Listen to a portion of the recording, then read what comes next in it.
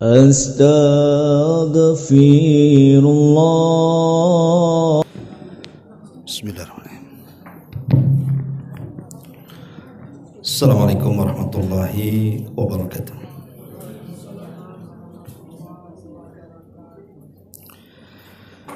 Alhamdulillah wassalatu wassalamu ala Rasulillah wa ala alihi wa sahbihi wa mawalah wa la hawla wa la quwwata illa billahi wa ba'du. Alhamdulillah, segala puja dan puji hanya milik Allah Subhanahu wa ta'ala. Salawat dan juga salam kita hadiahkan kepada Rasul kita Nabi besar Muhammad sallallahu alaihi wa ala alihi wasallam. Hadirin dan hadirat, ma'asyiral muslimin wal muslimat rahimakumullah.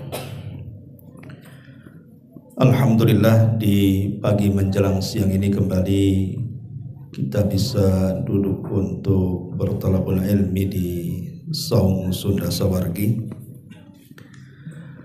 Salat dan juga salam kita hadiahkan kepada Rasul kita Nabi besar Muhammad sallallahu alaihi wasallam. Dan pagi menjelang siang ini kita akan membahas satu hadis Nabi yang di dalamnya ada 5 perkara, di mana 5 perkara ini amalan-amalan yang ringan tetapi memiliki pahala yang sangat besar sekali, baik yang kita akan dapati di dunia ataupun di akhirat. Hadis ini dikeluarkan oleh Imam Muslim dalam sahihnya dari sahabat Abi Hurairah radhiyallahu anhu. Nabi sallallahu alaihi wasallam bersabda, "Man naffasa am mu'minin qurbatan min qurabid dunya, naffasallahu anhu qurbatan min qurabi yaumil qiyamah. Wa man satara wa man yassara ala mu'sirin yassarallahu alaihi fid dunya wal akhirah. Wa man satara musliman fid dunya satarahu Allahu fid dunya wal akhirah. Wallahu fi aunil abdi ma kana al abdu fi auni akhi. Wa man salaka tariqan yaltamisu fihi ilma sahhalallahu bihi tariqan ilal jannah. Wa majtama'a qaumun fi baiti min buyutillah yatluna kitaballah wa yatadarasunahu bainahum illa nazalat alaihimus sakinah wa ghasyiyatuhumur rahmah wa hafathumul malaikah wa dzakarallahu fi man indah wa man batta'a bihi amaluhu lam yusri' bihi nasabuhu. Ma'asyiral muslimin wal muslimat rahimakumullah. Perhatikan hadis ini, hadis yang sangat mulia sekali. Kalau hadis ini diamalkan di masyarakat Islam, maka dipastikan masyarakat itu akan baik. Kalau hadis ini diamalkan di dalam rumah, dalam satu keluarga, maka saya pastikan keluarga itu akan menjadi keluarga saleh dan salehah. Dan kalau hadis ini kita amalkan untuk pribadi-pribadi kita, dipastikan kita akan terlahir menjadi orang baik. Jadi hadis ini sangat mulia sekali, bisa memperbaiki diri kita, keluarga, bahkan masyarakat. Kata Nabi sallallahu alaihi wasallam, "Man naffasa am mu'minin qurbatan." Barang siapa yang mengeluarkan dari seorang mukmin ini satu kesulitan, min qurabid dunya, dari kesulitan-kesulitan seorang mukmin di dunia, naffasallahu anhu qurbatan min qurabi yaumil qiyamah. Maka Allah Subhanahu wa taala akan menghilangkan kesulitan-kesulitan dia kelak pada hari kiamat. Ma'asyiral muslimin yang dimuliakan Allah Subhanahu wa taala, ini amalan yang pertama, menghilangkan kesulitan seorang mukmin. Perhatikan hadis ini. Rasul sallallahu alaihi wasallam menjelaskan kepada kita bahwa manusia tidak mungkin lepas dari kesulitan-kesulitan dunia. Siapapun, saya, Anda atau siapapun, tidak mungkin keluar daripada kesulitan-kesulitan dunia. Karena kesulitan-kesulitan dunia ini akan terus ada, baik kecil ataupun besar, baik cepat ataupun lama, itu pasti akan menerpa setiap kita. Baik itu bicara soal kesehatan, diuji oleh Allah dengan sakit, baik itu bicara ekonomi, diuji oleh Allah sehingga syarat ekonominya bahkan menjadi pengangguran, baik itu soal keluarga, diuji dengan anak-anaknya yang nakal, kurang ngajar dan yang semacamnya, atau mungkin tetangga yang mengganggu, atau di masyarakat yang penuh dengan kejahatan dan kelaliman, itu pasti ada di sekitar kita. Itulah kesulitan-kesulitan dunia.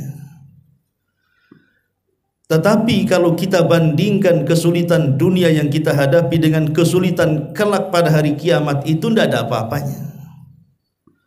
Karena kesulitan dunia ini terkadang datang, terkadang pergi, terkadang mengecil, terkadang membesar, dan begitu seterusnya. Tapi kesulitan akhirat ini tidak bisa dibayangkan. Bisa saja kemudian kesulitan di akhirat itu menjerumuskan kita ke dalam jahanam. Karena kesulitan di akhirat itu tidak pernah dilihat mata, didengar telinga, terlintas dalam benak manusia pun tidak bisa. Saking dahsyatnya kesulitan pada hari itu. Lah di sini Nabi SAW berikan solusi. Barang siapa yang menghilangkan satu kesulitan, lihat bahasa Rasul, bukan kesulitan-kesulitan yang banyak yang harus kita hilangkan, satu saja. Kalau ada seorang muslim mengalami kesulitan dalam satu perkara, kemudian kita berusaha untuk menghilangkannya atau minimalnya meringankannya, maka balasannya nanti pada hari kiamat bukan satu kesulitan seorang muslim yang kita hilangkan, Allah hilangkan satu kesulitan di akhirat, tidak. Tapi bahasanya Allah akan hilangkan kesulitan-kesulitan yang banyak kelak pada hari kiamat. Jadi satu kesulitan yang kita hilangkan, Allah balas dengan banyak kesulitan yang Allah akan hindarkan kelak pada hari kiamat. Ini namanya apa? Amalan yasir, amalan ringan, tapi pahalanya segudang. Karena satu kesulitan saja bisa menghilangkan banyak kesulitan. Itulah yang disebut dengan amalan ringan tapi pahala besar. Dan menghilangkan kesulitan dari seorang muslim itu ada dua macam. Ada yang sifatnya ma'nawiyah, ada yang sifatnya hissiyah. Yang sifatnya maknawiyah ini tidak mesti dengan materi, tetapi bisa saja menghilangkan kesulitan pada orang lain itu mungkin dengan kalimat-kalimat yang baik, dengan nasihat-nasihat yang indah. Bukankah Rasul yang mengatakan al-kalimatu at-tayyibatu sadaqatun? Ucapan yang baik ini sedekah. Umpamanya ada saudara kita ini sedang dirundung dengan sebuah masalah. Biasanya kalau ada orang yang bermasalah itu kan pengen curhat tuh biasanya, biar plong lah minimalnya. Lah kemudian kita datang menghibur dia dengan kata-kata kita, dengan motivasi-motivasi kita, dengan kalimat-kalimat yang indah, yang santun, yang bisa melembutkan hatinya. Itu saja sudah bisa menghilangkan kesulitan orang itu. Umpamanya ada orang kena musibah, entah orang yang dicintainya meninggal dunia, kita datang takziah, kemudian kita hibur dengan kata-kata kita, kemudian dia tenang dengan kata-kata kita, itu sudah menghilangkan kesulitan dia tuh. Atau mungkin ada orang sakit, Kita tidak bisa memberikan materi, mungkin dana untuk berobat, beli obat ataupun ke rumah sakit. Mungkin kita bisa memberikan referensi lah kepada orang yang sakit itu. Oh, ada orang yang sakit sama dengan kamu, dia minum obat ini, herbal ini, herbal itu dan yang lainnya, dia sembuh. Akhirnya dia carilah obat-obatan yang kita isyaratkan itu. Itu saja sudah menghilangkan kesulitan orang itu. Ma'asyiral muslimin wal muslimat rahimakumullah. Ataupun lebih daripada itu, kalau kita bisa memberikan materi, ya itu lebih baik lagi. Kalau memang seperti itu, seperti ada orang sakit, makanya disunahkan kalau kita menjenguk orang sakit itu, kalau bisa bawalah obat-obatan yang bisa menyembuhkan dia. Mungkin kita bukan medis seperti dokter yang tahu penyakit ini obatnya kan itu. Ya kita ambillah obat-obatan yang umum seperti bawa madu, habatus sauda, air zam-zam, kan itu kan umum tuh. Ya. Yang itu adalah obat-obat yang secara syar'i bisa mengobati segala penyakit. Maka disunahkan seperti itu, atau disunahkan berdoa. Itu bagian menghilangkan kesulitan. Maka siapa yang menghilangkan satu kesulitan saja di dunia bagi seorang mukmin, kelak pada hari kiamat banyak kesulitan dia akan Allah hilangkan. Luar biasa. Lah dalam poin pertama ini, Rasul tidak menyebutkan balasan di dunia, tapi menyebutkan balasan di akhirat. Siapa yang menghilangkan satu kesulitan seorang mukmin di dunia, Allah akan hilangkan banyak kesulitan dia di akhirat. Lihat, kenapa Allah akhirkan balasannya di akhirat? Kenapa tidak disegerakan balasannya di dunia? Sebenarnya balasannya ada juga di dunia, tapi tidak disebutkan. Hanya disebutkan balasannya di akhirat. Karena besarnya keutamaan orang yang menghilangkan kesulitan orang itu. Makanya Allah akhirkan balasannya kelak pada hari kiamat. Saking agungnya masalah yang pertama ini, sehingga Allah akhirkan balasannya pada hari kiamat. Ini yang pertama.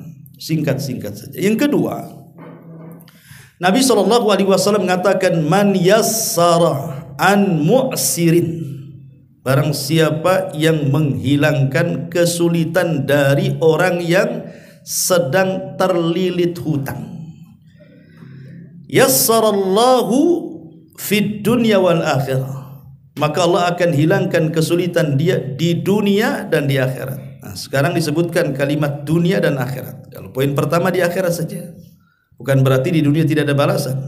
Ya. Di sini Nabi SAW mengatakan, man yassara am mu'sirin, barang siapa yang menghilangkan kesulitan. Yang mu'sir itu identik dengan orang yang terlilit hutang. Nabi mengatakan dengan kalimat nakirah. Dalam bahasa Arab itu ada ma'rifat, ada nakirah. Nakirah itu tufidul umum. Artinya baik yang terlilit hutang itu dia seorang muslim, ataupun yang terlilit hutang itu bukan orang Islam, non muslim atau orang kafir. Baik yang terlilit hutang itu sedikit ataupun banyak, kemudian kita membantu, baik membantu sedikit ataupun banyak, maka Allah akan hilangkan kesulitan dia di dunia dan akhirat. Ma'asyiral muslimin wal muslimat rahimakumullah. Sebenarnya kalau kita melihat hari ini, masyarakat hari ini ya, umumnya dengan kondisi ekonomi yang memang sangat sulit sekali, gitu ya. Sekarang kita lihat banyak orang-orang yang terkadang itu membeli sesuatu tidak bisa dengan cara cash. Terpaksalah dia dengan hutang ke sana kemari. Celakanya dia bisa hutang tak bisa bayar. Itu kebanyakan tuh. Hutang pandai, bayar pula tak pandai. Itu kebanyakan orang kayak gitu. Dan hakikatnya ini ukubah, sebenarnya hukuman dari Allah Subhanahu wa taala. Kesulitan ekonomi itu hukuman dari Allah sebenarnya. Bisa saja karena kemaksiatan yang dilakukan kita, akhirnya Allah sulitkan ekonomi kita. Seperti hadis Nabi SAW ketika menasihati orang-orang muhajirin, apa kata Rasul? Ya ma'syaral muhajirin khamsun idzabtulitum bihinna wa a'udzu billahi an tudrikuhun. Wahai orang-orang muhajirin, perhatikan 5 perkara. Jangan sampai menimpa kalian. Kalau menimpa kalian, aku berlindung kepada Allah. Jangan sampai menimpa kalian. Salah satunya kata Rasul, walam yanqusul mikyala wal mizan. Tidaklah sebuah kaum yang mereka mulai mengurang-urang takaran dan timbangan alias curang dalam berdagang, illa akhadha bisinin, kecuali Allah akan menimpakan mereka, illa ukhidu, kecuali mereka akan ditimpa bisinin dengan paceklik yang berkepanjangan. Ini yang pertama nih. Dan itu kita lihat di negeri kita sudah terkadang terjadi paceklik itu ya. Terutama daerah-daerah di luar Batam lah, di daerah Jawa itu kalau sudah kekeringan itu jalan-jalan, kebun-kebun, sawah-sawah itu sampai retak-retak. Sampai di antara mereka itu harus mengais air itu dari jarak yang jauh sekali. Tidak bisa ditanami. Illa ukhidu bisinin wa syiddatul maunati, ataupun seretnya ekonomi, susah cari kerja, susah cari kerja, terutama orang-orang yang tidak stabil pekerjaannya ya. Kalau yang stabil pekerjaannya mungkin yang sudah jelas gaji bulanan, kerja buruh PT atau yang semacamnya mungkin masih tenang. Tapi yang kerja-kerja serabutan itu, seperti tukang bangunan atau yang semacamnya itu ya, atau mungkin orang-orang yang ojek ataupun yang Grab atau apa yang ya menanti pelanggan, kalau ada ya ditarik, nggak ada ya diam saja. Kadang-kadang diuji dengan syiddatul maunah, susah cari ekonomi. Ataupun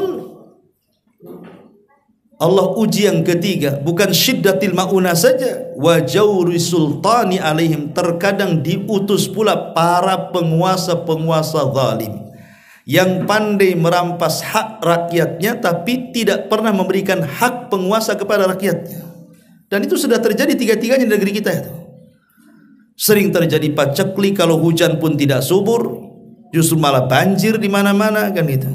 Kemudian seretnya ekonomi, belum lagi kemudian penguasa zalim yang memperkaya diri dan menyusahkan rakyatnya. Itu terjadi di negeri kita. Dan ini bagian daripada ukubah sebenarnya, bagian daripada hukuman Allah kepada kita. Boleh jadi karena kita belum mampu untuk menjadi orang baik, maka Allah azab seperti itu. Belum bisa jujur dalam membeli atau menjual gitu ya. Karena akibat tiga perkara ini itu akibat dari satu dosa sebenarnya kan. Bayangkan satu dosa tapi tiga azab. Dosanya itu cuma curang dagang saja, tapi azabnya tiga. Dikirim paceklik, dikirim susah ekonomi, dikirim penguasa-penguasa zalim. Artinya memang kalau kita melihat kondisi hari ini dengan susahnya ekonomi itu, ini bagian daripada azab. Sehingga banyak dari saudara-saudara kita itu terpaksalah akhirnya mereka menghutang sana sini. Ketika mereka menghutang sana sini, tidak mampu pula mereka membayarnya. Oke lah, itu sebab orang banyak hutang itu macam-macam ya. Tetapi kalau seandainya ada seorang muslim, anggaplah Anda memberikan hutang kepada saudara Anda. Ada orang yang berhajat, datanglah kepada kita ini, bisa nggak saya pinjam uang? Akhirnya dengan kasihan kita, ya sudahlah dikasih pula kita pinjaman. Anggap saja 1 juta, 2 juta atau 3 juta. Dengan waktu yang ditentukan, bulan depan bayar, atau 2 bulan lagi, atau 3 bulan lagi. Ketika sampai pada masanya, dia tidak bisa bayar karena kesulitan ekonomi dia. Maka Nabi SAW mengatakan, man yassara ala mu'sirin, barang siapa yang memudahkan kepada orang yang sedang terlilit hutang itu. Memudahkan kepada orang yang sedang terlilit hutang itu ada 3 macam. Yang pertama hukumnya wajib, yang kedua dan yang ketiga hukumnya sunnah. Adapun yang wajib hukumnya adalah indharul mu'sir. Indhar mu'sir itu artinya memberikan tambahan tangguhan, itu wajib hukumnya. Jadi kalau kita melihat orang yang kita hutang itu tidak sanggup untuk membayar karena sulitnya ekonomi gitu ya, kita lihat memang kita melihat dia susah bayar dengan kondisi kerjaan dia, dengan hutang yang banyak, nampaknya nggak bisa bayar dia. Kalau seperti ini, maka wajib kita hukumnya untuk menambah waktu bayaran. Ya sudahlah, kalau memang bulan ini kamu tak bisa bayar, maka kapan-kapan saja kau bisa bayar, atau mungkin saya kasih waktu lagi 2-3 bulan lagi. Ini hukumnya wajib hukumnya. Karena Allah yang mengatakan fanadhiratun ila maisaratin. Hendaklah kita memberikan tangguhan kepada orang yang kita hutangi. Ini wajib hukumnya. Kemudian yang kedua, kalau tidak bisa seperti itu, ataupun kalau ingin lagi di atas itu gitu ya, maka kita boleh mengurangi hutangnya. Hutang kamu kan 1 juta sama saya, sudahlah enggak apa-apa, kamu bayar 500 saja, yang 500-nya saya ikhlaskan. Nah, itu lebih bagus lagi. Tapi lebih bagus lagi yang terakhir, dengan cara apa? Biisqati kulli, dengan cara menggugurkan semuanya. Ya sudahlah, nampaknya kok tak bisa bayar hutang, saya ikhlas sajalah, udah ambil uang itu. Enak nih yang ketiga ini kalau ada. Ini yang ketiga ini memang mulia, tapi memang ya nggak bisa. Nggak bisa Ustadz, sekarang ini yang ngutangi tidak lebih galak dibandingkan yang dihutangi. Kadang-kadang yang berutang lebih galak kalau ditagih itu Ustadz. Kadang saya takut mau nagih katanya. Nah, bayangkan, mau nagih takut dia. Sama yang dihutangi, harusnya yang takut tuh yang dihutangi kan gitu. Karena yang namanya hutang itu membuat stres di malam hari, membuat hilang badannya di siang hari. Sembunyi di kolong ranjang dia. Tetapi hari ini justru terbalik. Kadang-kadang yang jahat itu justru yang dihutang itu. Betapa banyak orang-orang yang kemudian menghutangi akhirnya disakiti oleh orang yang dihutang itu. Sampai kejadian ada orang yang berhutang itu akhirnya dia membunuh orang yang menghutangi, bukan berterima kasih lagi, menyakiti lagi, naudzubillah. Lah ini namanya memudahkan orang yang kesulitan, baik dengan cara menangguhkan waktunya, baik dengan cara kemudian memotong yang dihutangi, atau menganggap lunas walaupun tak bayar. Maka kalau 3 perkara ini bisa kita lakukan, apa kata Rasul? Yassarallahu lahu fid dunya wal akhirah. Allah akan mudahkan kehidupan dia di dunia dan di akhirat. Kenapa? Kalau dia tidak bayar, Allah ganti. Jadi kalau seandainya kita ikhlaskan, ya sudahlah, separuh saja kau bayar, atau ya sudahlah, ambil saja uang itu Allah akan ganti itu. Cuman tidak terasa saja, boleh jadi dengan diganti harusnya kita sakit akhirnya sembuh. Tiba-tiba ekonomi kita kemudian melambung. Boleh jadi anak-anak yang tadinya nakal jadi soleh. Kita tidak tahu ganti Allah seperti apa. Yang jelas Allah akan ganti itu. Nggak mungkin Allah tidak ganti, karena Allah akan mudahkan kehidupan dia di dunia, lebih-lebih lagi di akhirat. Sampai ada satu kisah, sebutkan hadis yang sahih itu. Ketika Allah Subhanahu wa taala memanggil seseorang yang catatannya itu semua penuh dengan keburukan, nggak ada baiknya, catatan dia itu jelek semuanya, dihadirkan di hadapan Allah. Kemudian Allah Subhanahu wa taala katakan, hal minka minal hasanat, kau punya kebaikan enggak? Dia mengatakan, tidak punya ya Rabb, tidak punya kebaikan aku, katanya. Illa kecuali dulu memang aku pernah kaya di dunia, dan aku punya umal pekerja. Pekerja ini punya hutang kepadaku. Ketika aku melihat dia tidak sanggup bayar, maka aku pun lepaskan hutang-hutang itu. Maka Allah mengatakan, sebagaimana engkau melepaskan hutang-hutang saudaramu, maka hari ini ku lepaskan semua kesalahanmu, katanya. Nah, ini menunjukkan bahwa bagaimana Allah Subhanahu wa taala akan mudahkan di dunia ataupun di akhirat. Ini yang kedua. Yang ketiga, Nabi SAW mengatakan, man satara musliman fid dunya, man satara musliman fid dunya satarahullahu fid dunya wal akhirah. Siapa yang menutup aib seorang muslim di dunia, maka Allah akan tutup aib dia di akhirat, di dunia dan di akhirat. Di zaman sahabat, ada sahabat namanya Utsman ibn Affan radhiyallahu an. Utsman ibn Affan radhiyallahu an pernah berkuasa, dan itulah khalifatul muslimin yang paling lama kekuasaannya. Kalau Abu Bakar 2 tahun, ya kan, Umar ya sekitar 10 tahun, Utsman ini yang lama. Jadi Utsman itu dilaporkan oleh bawahannya bahwa ada sekelompok manusia yang sedang bermaksiat kepada Allah, bergerombol gitu ya. Ya mungkin kalau sekarang ini ya nongkrong-nongkrong, mabuk-mabuk atau apa gitu ya. Akhirnya kemudian kata Utsman, baik kita akan lihat Siapa orang-orang itu? Kita tangkap, kita hukum. Akhirnya kemudian bocor pula nih rahasia penggerebekan ini. Sampai pula kepada orang-orang yang kumpul itu. Ketika Utsman datang dengan beberapa orang untuk menangkap orang-orang yang sedang bergerombol itu, rupanya sudah buyar, sudah pergi. Nah, kan banyak sekarang yang gitu kan, polisi mau gerebek sabung ayam, polisinya lagi di jalan, udah hilang semua orang penyabung itu, bocor dia kan. Entah dari mana bocor itu. Ya, bukan atap aja yang bocor, informasi juga bocor juga. Jadi ketika Utsman itu sampai di tempat itu tidak ada orang, sudah pada buyar. Apa yang dilakukan Utsman? Alhamdulillah katanya, aku tidak melihat kemaksiatan orang yang bermaksiat katanya. Pulang dia keluarkan uang pribadinya, kemudian dia memerdekakan budak karena bersyukur tidak memandang maksiat orang. Apa maksudnya kaitan dengan peristiwa ini? Artinya Utsman bin Affan mengajarkan kepada kita, jangan sampai mata kita ini mencari-cari orang yang sedang bermaksiat. Lah kebalikannya, kita tidak demikian hari ini. Justru kita mencari-cari.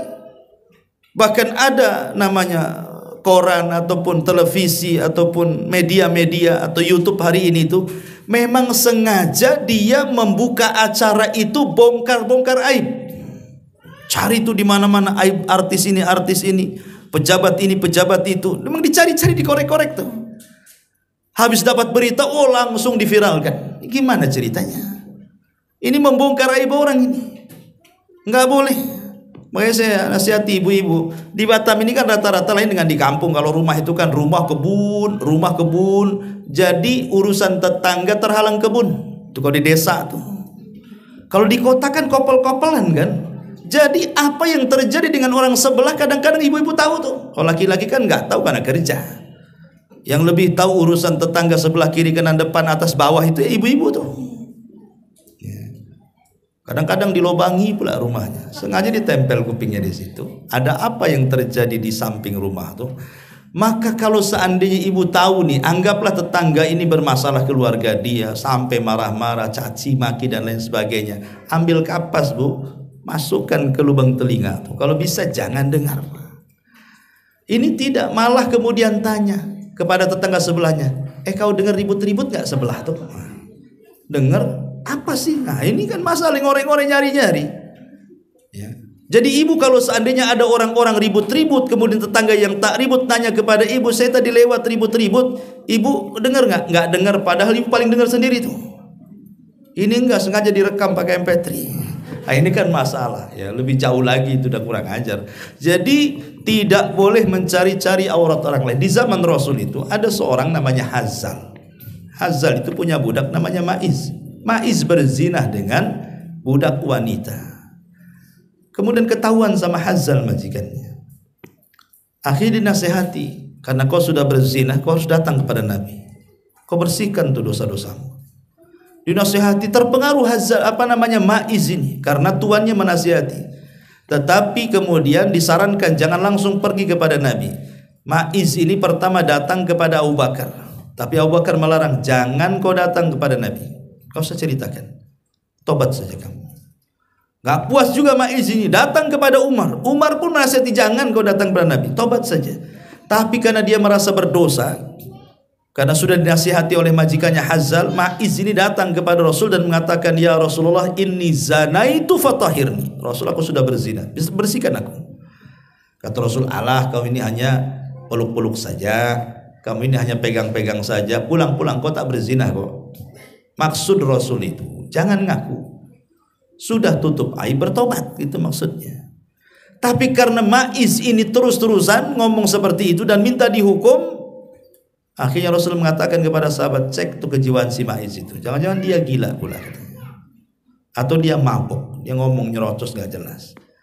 Akhirnya dicek, enggak, sehat Rasul, dia enggak pemabuk, dia enggak gila katanya. Akhirnya kalau begitu ya sudah, karena dia yang minta, dan ingat pengakuan itu sekuat-kuat dalil. Kalau orang sudah ngaku tidak perlu saksi. Saksi itu didatangkan kalau nggak ngaku ya. Jadi tidak perlu saksi lagi kalau udah ngaku. Akhirnya kemudian ditegakkan hukum hudud. kumpul sahabat, diikat si Maiz, dipendam selutut, ya nggak diikat, dipendam di tanah selutut, kemudian dilempari.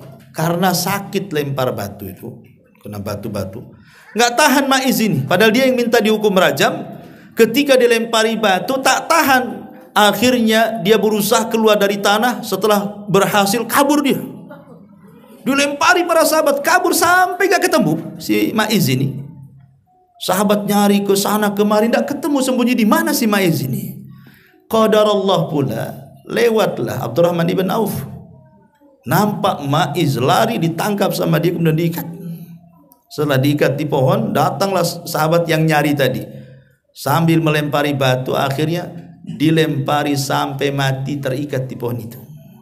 Kabar ini sampai kepada Rasul. Rasul sedih.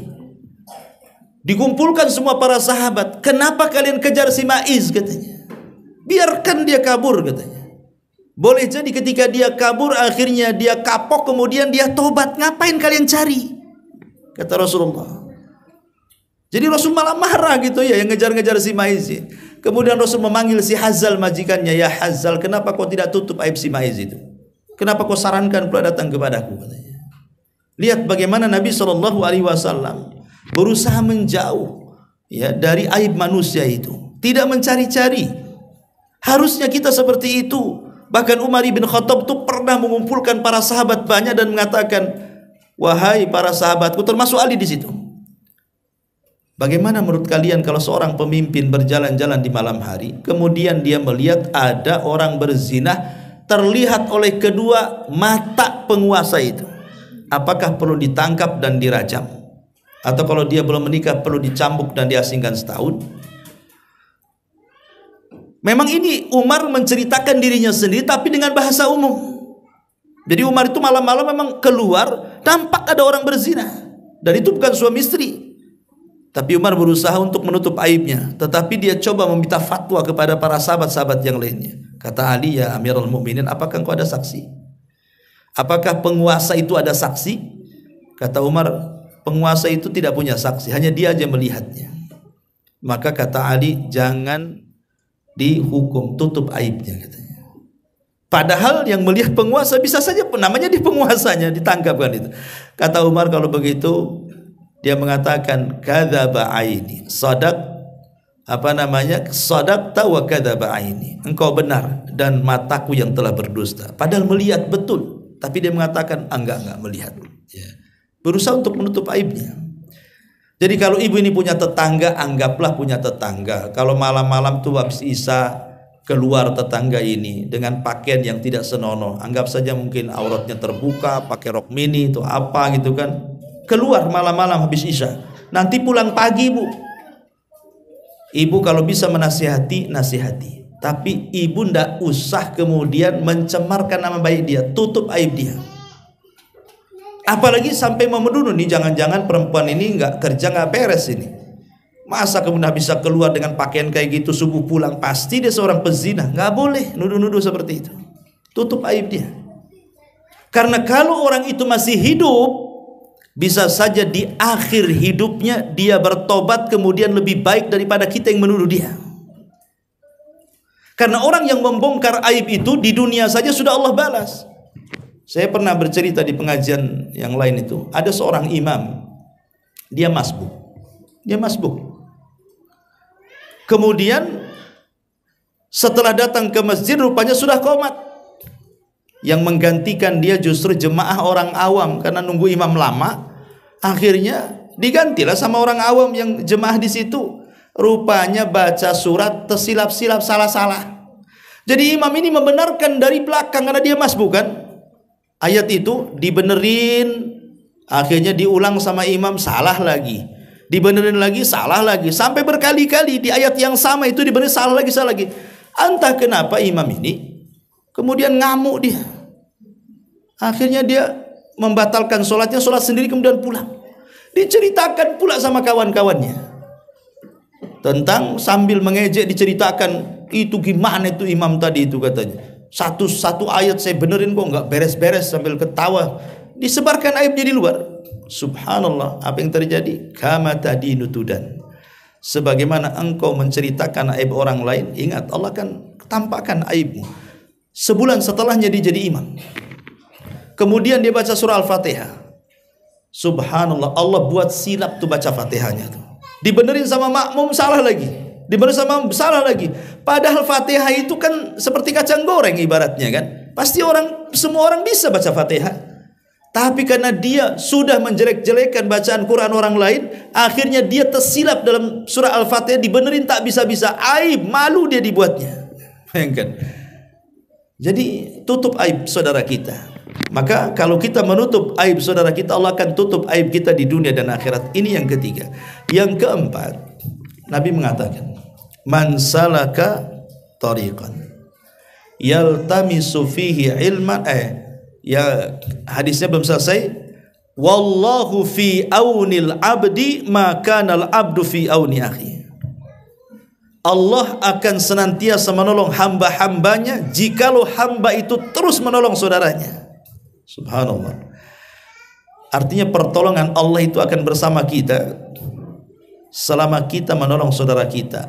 Muamalah Allah dengan hamba itu akan senantiasa ada selama kita bermuamalah dengan baik kepada sesama hamba. Nah, itulah kaidahnya. Kalau kita ini ingin terus baik dengan Allah, maka berbuat baiklah kepada hamba-hamba Allah yang lainnya. Kemudian yang ketiga, yang keempat, Rasul mengatakan man salaka tariqan, siapa yang berjalan di sebuah jalan. Salaka tariqan, berjalan di sebuah tariq, di sebuah jalan. Yaltamis, dia mencari-cari. Ilman, sebuah pengetahuan. Sahhalallahu bihi tariqan ilal jannah, Allah akan mudahkan jalan dia ke surga.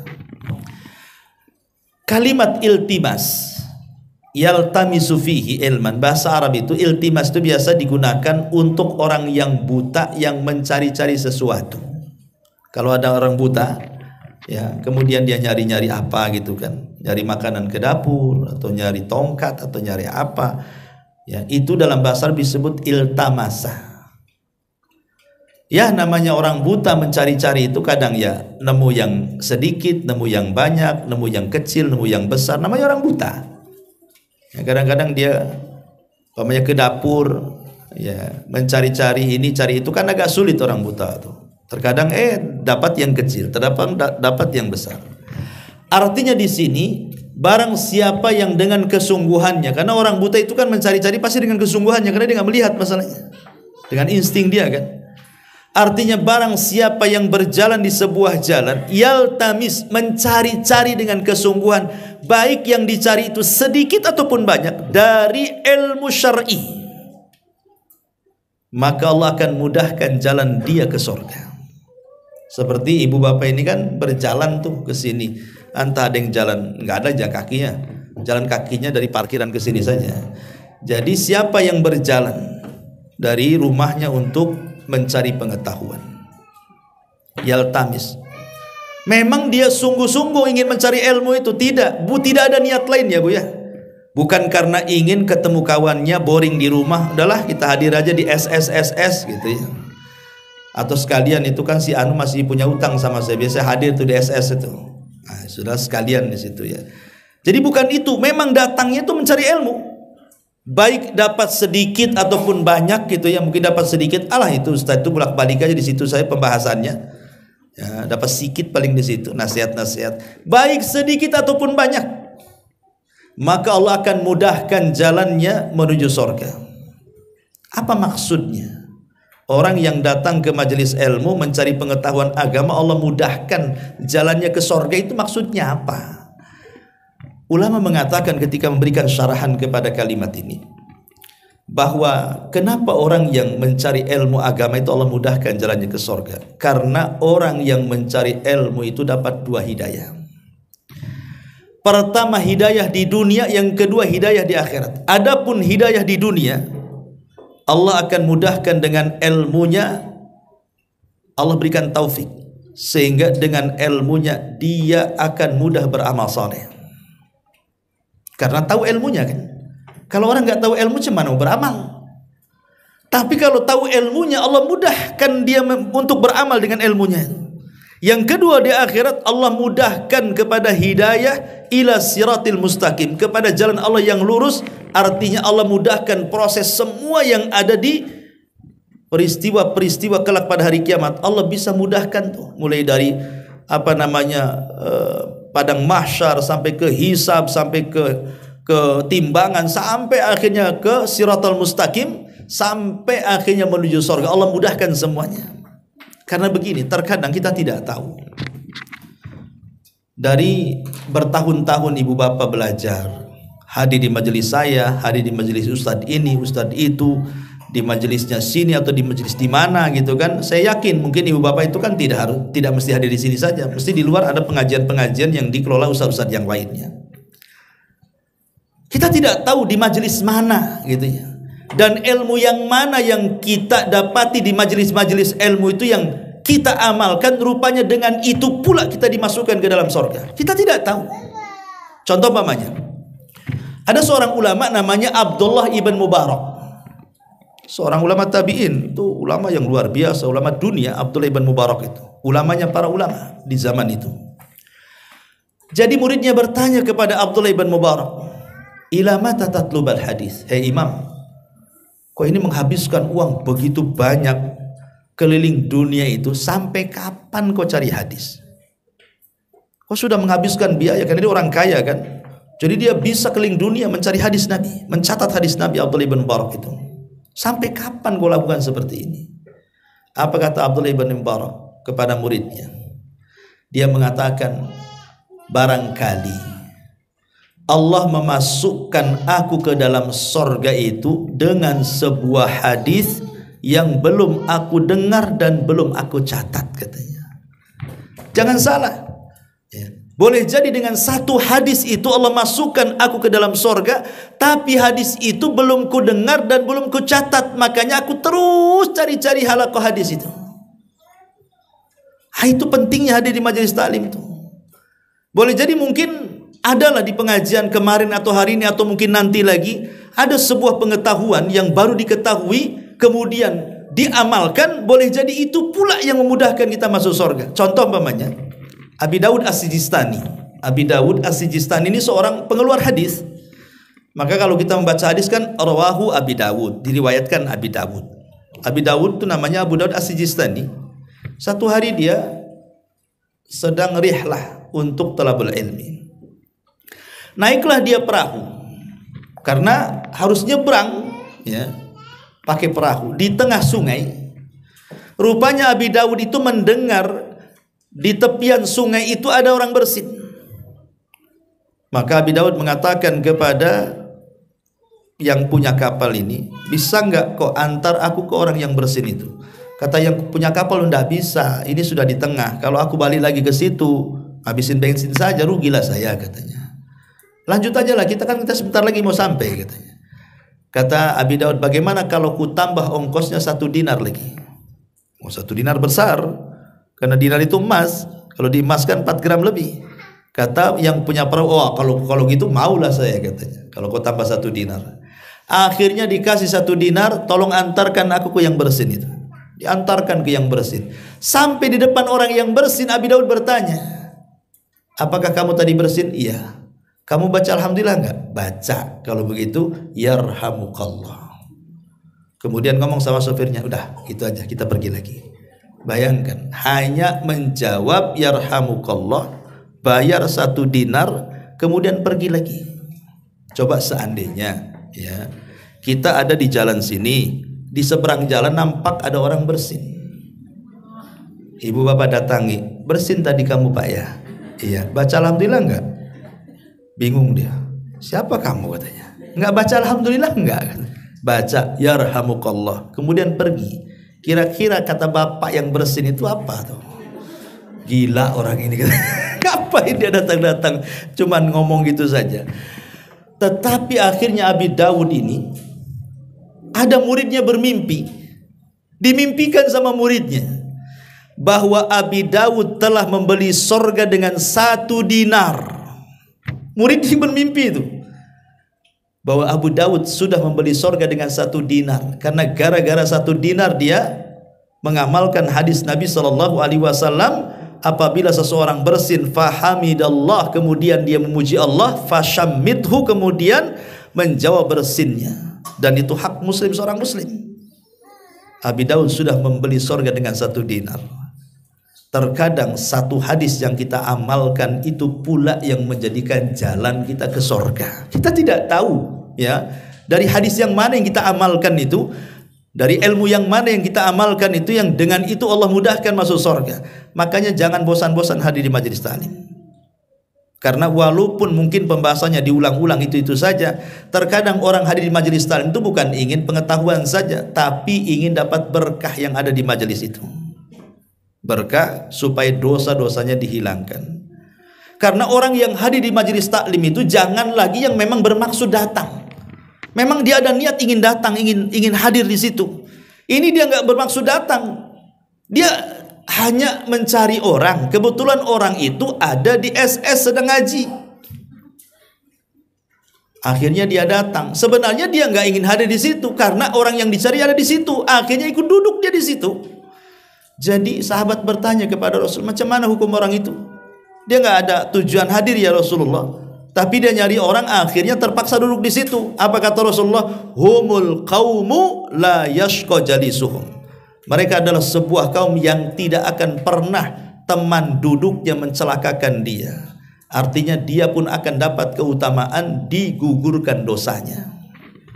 Bagaimana yang memang tujuannya hadir, yang nggak ada tujuannya hadir saja, ya? Atau mungkin yang tujuannya hadir, tetapi karena lelah tidur pula di situ. Dapat pahala, insya Allah dapat pahala. Tapi gak dapat pengetahuan karena tidur kan. Orang tidur gak dapat apa-apa ya, kecuali maksud dari rumah datang ke pengajian untuk tidur, ya lain ceritanya. Susah tidur saya, kayaknya di pengajian paling enak tuh tidur tuh. Itu tujuannya tidur, ya lain lagi ya ceritanya. Tapi yang jelas bahwa hadir di majelis taklim itu luar biasa pengetahuannya, karena Allah akan mudahkan jalannya. Kemudian yang terakhir kata Rasulullah, wa majtama'a qaumun fi baitin min buyutillah yatluna kitaballah wa yatadarasunahu bainahum illa nazalat alaihimus sakinah wa ghasyiyatuhumur rahmah wa hafathumul malaikah wa dzakarallahu fi man indah. Tidaklah sebuah kaum itu berkumpul di salah satu rumah daripada rumah-rumah Allah. Hadis ini mengisyaratkan apa? Tentang keutamaan bermajlis ilmu di masjid.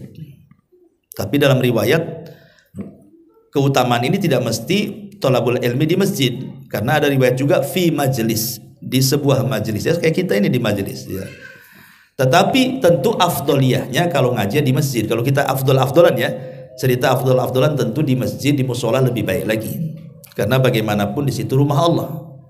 Tapi bukan berarti kemudian hadis ini tidak berlaku kepada orang yang bermajlis di luar masjid. Berlaku juga, karena ada riwayat yang lain fi majlisin, di sebuah majlis. Di situ dibacakan Quran, di situ dibacakan hadis, kemudian dipelajari Quran dan hadis di majlis itu. Apa yang terjadi? Maka dia akan banyak mendapatkan keutamaan. Pertama, ditebar rahmat di tengah-tengah mereka. Yang kedua, ditebar ketenangan di tengah-tengah mereka, zahiran wa batinan, baik zahir ataupun batin. Yang ketiga, sayap malaikat dikepak-kepakkan di atasnya sambil memintakan ampun kepada Allah akan dosa-dosa orang yang dihadir di majelis itu. Dan yang lebih hebat lagi adalah Allah akan menyebut nama kita yang hadir di sini atau di tempat lain di majelis-majelis ilmu di hadapan malaikat yang ada di langit sana. Nama kita akan disebut-sebut di hadapan Jibril, Mikail, Israfil dan seluruh malaikat yang ada di langit oleh Allah, kemudian dipuji-puji nama kita. Luar biasa. Hanya hadir di sini di langit dipuji-puji nama kita. Jadi dari sini juga tentang keistimewaan orang yang hadir di majelis taklim juga. Allah akan berikan 4 keutamaan yang luar biasa. Itulah amalan ringan tapi pahalanya besar.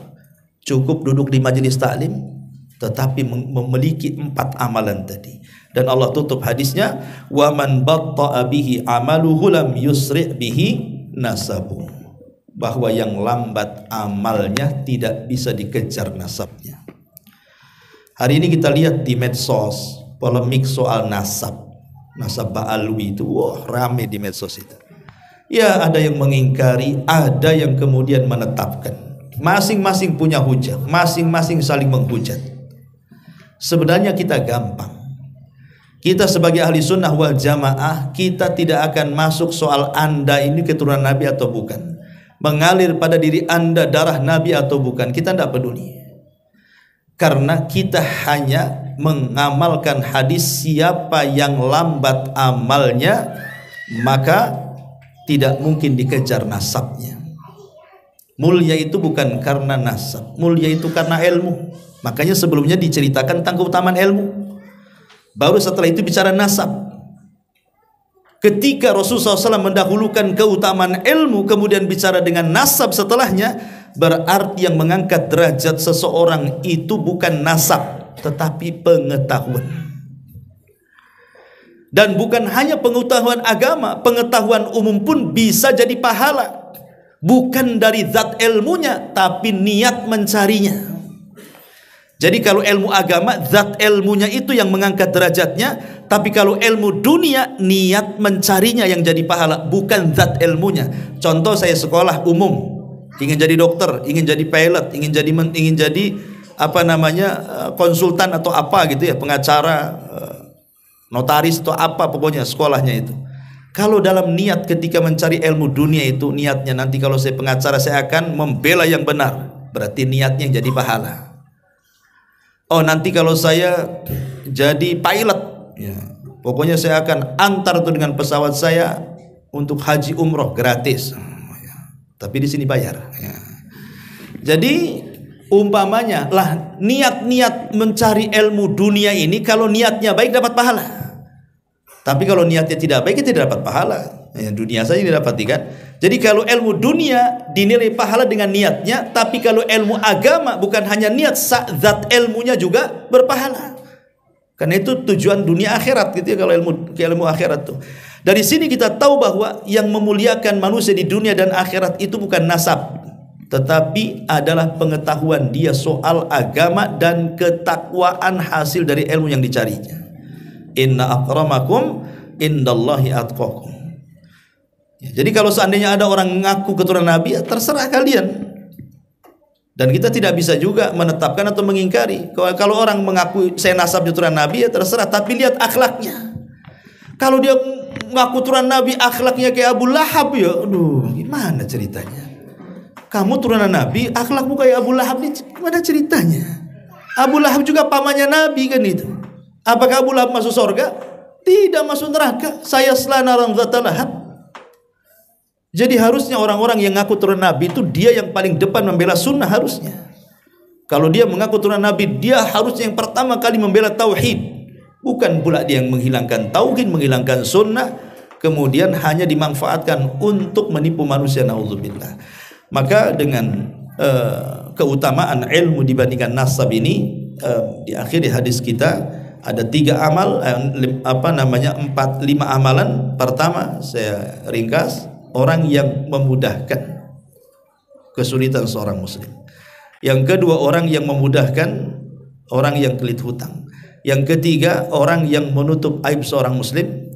Yang keempat, orang yang berjalannya saja itu sudah dapat pahala untuk mencari ilmu agama. Dan yang terakhir, orang yang duduk di majelis ilmu. Wallahu a'lam bishawab. Ini yang bisa saya sampaikan. Silakan sebelum saya tutup kalau ada yang bertanya.